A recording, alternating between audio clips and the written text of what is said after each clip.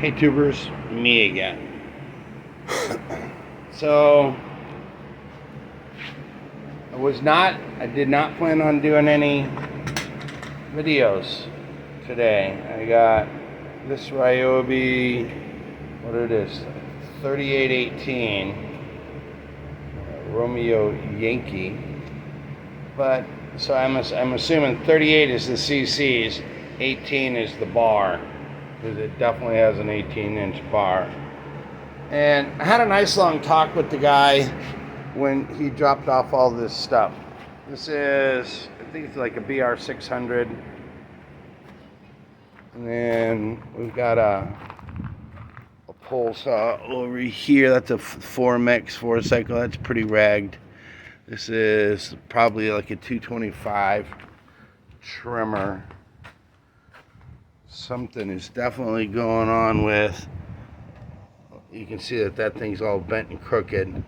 So the nuts and bolts of the conversation that I had with the owner of all of these is that he hires a crew, and the crew goes out and does the work, and then he doesn't usually hear about the problems until there's a big problem that they don't work.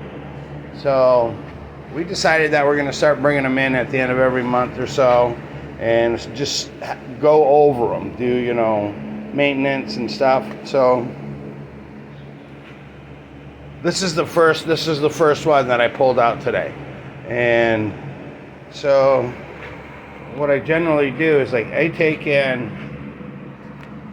I'll start the sheet on whatever the machine is, right? You've seen me do this before. The 3818 chainsaw. And then, does it run when it comes in? No. So, and then down here, notes is like anything that I observe. So I'm just gonna do this.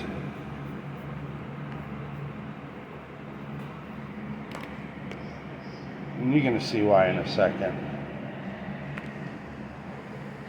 So I go and I check the fuel. Yeah, there's fuel in it.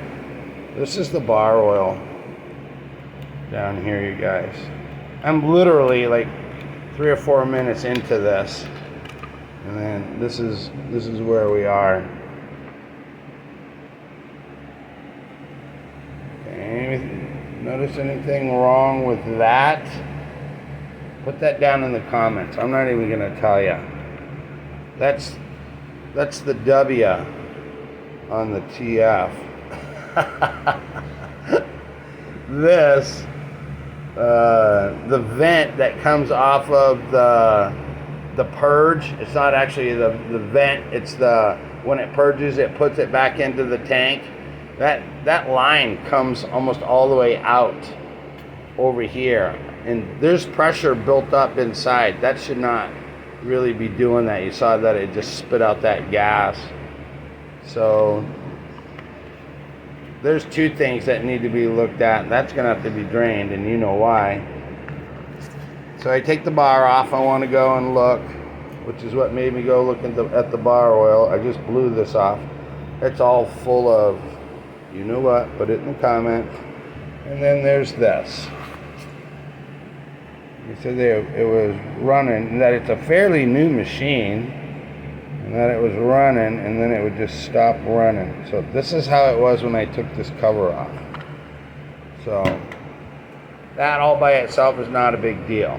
That all by itself is not a big deal if it was an emergency. Some oil is better than no oil.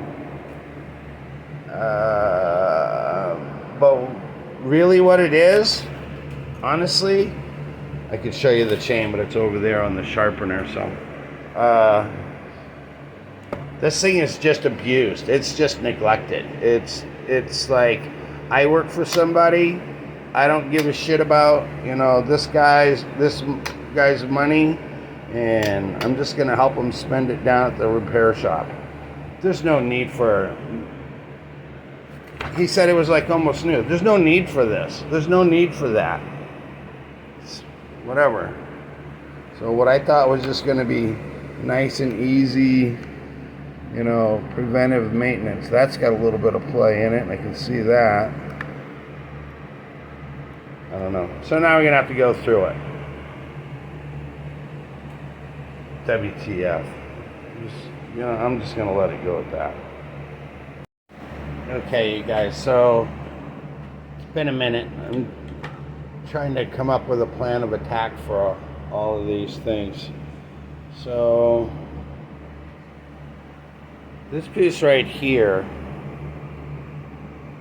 is not going to be able to go back into where it was. I need to take and extend this little leg out to here. So I'm going to put a screwdriver or something, hold it and unwind it, maybe something like this. And I'm going to unwind that piece. You don't need to see all this. I'll show it right before I take it and put it in there. But then once these pieces are lined up way out here, and I do have another boot.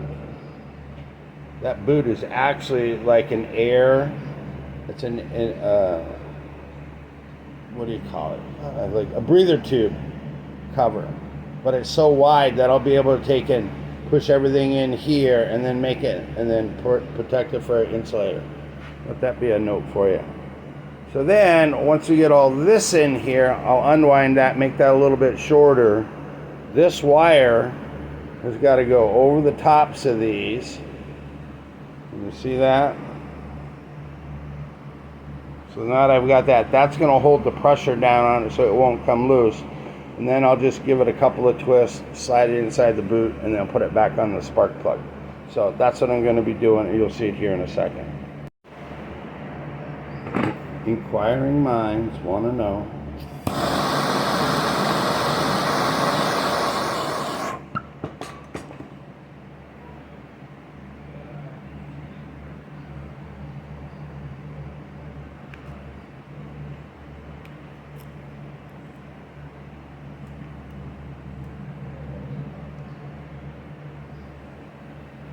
Okay, you can see what I've done here.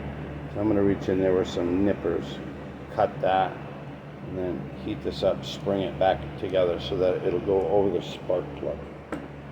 Okay, so that's how I did it. I just heated up the metal. Okay, so you can see, I know it's hard to distinguish everything, but there's the new spark plug lead right there. And then there's the wire going around the back side of it. I'll slide it up a little bit. And then those two tails right there in the middle of the screen, that's what I'm going to twist together to keep those wires to keep this coil, let's call that the coil wire, to keep this coil from pulling out of that lead. I can see where somebody else had already been in here and tried and messed with it before. So, but it's so, like, here's my fingers. This is how close you are. I can't film this, so I'll show you in a second. Okay, so that was a little bit harder than what I had planned on. So what I ended up doing is I got the wire, the coil lead that's going to go on top of the spark plug. I got that in there, I taped it, and then you can see a little bit of that safety wire hanging out from underneath. So let's just put this on here and see if we can make it fire off. I have not tried it yet. It's just always something. Well, that was that Saturday Night Live? It just goes to show you. It's always something. Alright.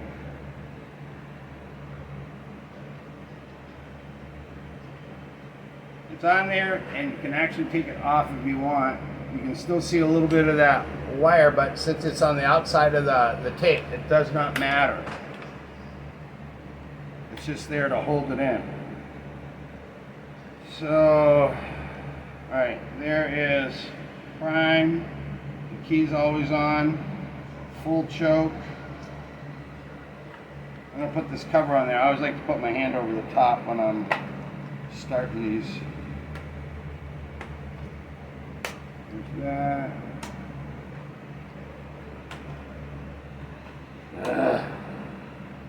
Ryobi. You just can't make something simple, eh?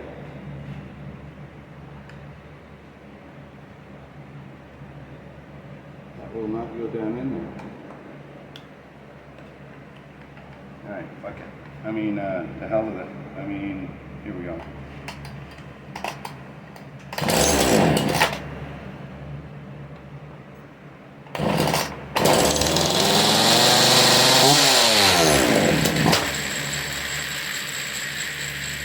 Wow, did you hear that thing almost try to backfire?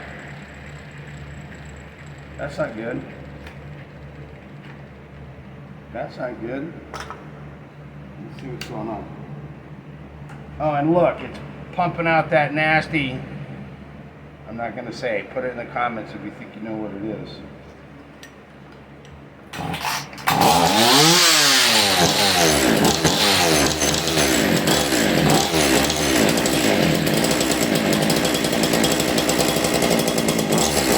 Look at that.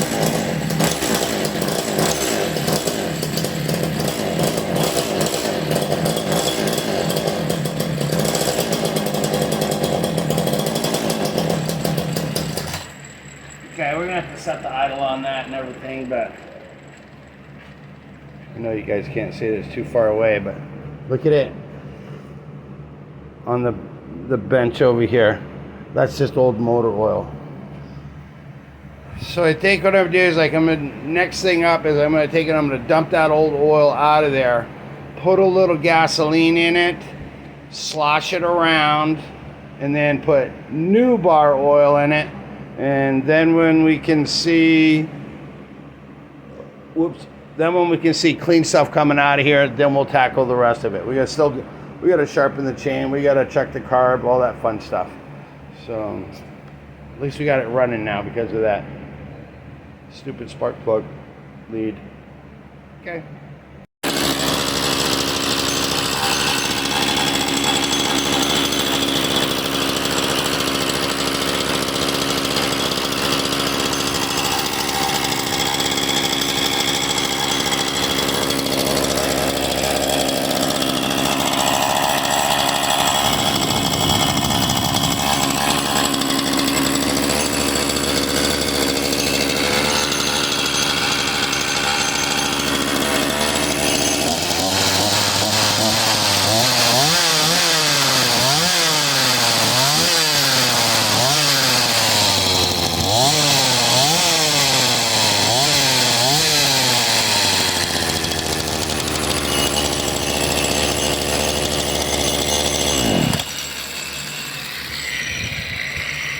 Okay, you can see, let me turn the light on.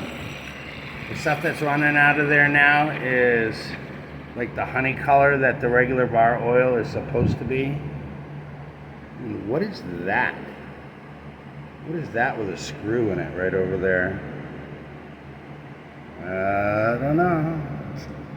Okay, so next up is there's two chains that were in the box. I'm gonna sharpen those up. And then we got to break out the degreaser and everything, but at least we got the oiler part squared away, we got the ignition part squared away, the air filter was fine. I guess at some point I'm gonna have to take and put a load on it, try to cut some wood, and then maybe adjust the carb if it needs it. If it was working fine, he said that they just took a tree down with it, so maybe I can skip that aspect of it. I don't know. Okay, we'll be back with a sharp chain. Oh, wait a minute. Show you what we're dealing with. Here's two of them. And hold on. This one actually doesn't look to be too terribly bad. If I go like this, does that help? This one doesn't look to be too terribly bad. This one on the other hand, should probably go to the Guinness Book of Records. It is like 100% rounded over. Don't worry, we'll run it through twice and bring it back. Barely a gullet in there. Okay, we'll be back. Okay guys, I'm just starting the second pass on the first chain. But this is my Oregon machine where you get, and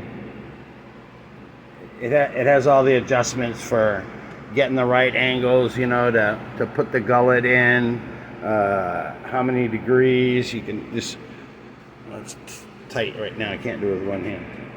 Anyways, it's quite a rig. It works really well.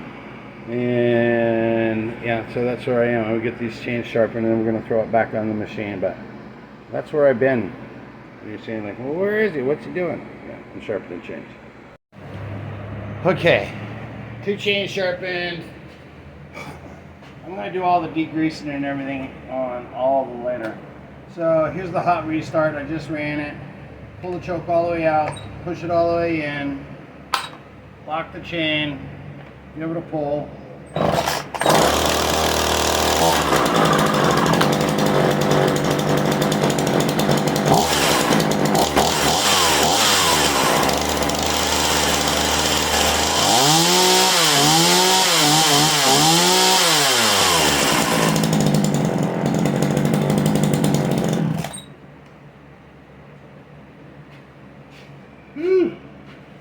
One down, 4 to go. Don't worry guys, all this stuff is gonna get cleaned up, but what I end up doing is like I set up a station with my spray bottle, degreaser, and water, and I'll do them all at the same time. So, okay, like I said, 1 down, 4 to go. I'm just gonna publish this one so you guys can go through. But yeah, this one was just totally mistreated. Basket case. Catch you on the next one. That's it, I'm done, I'm out.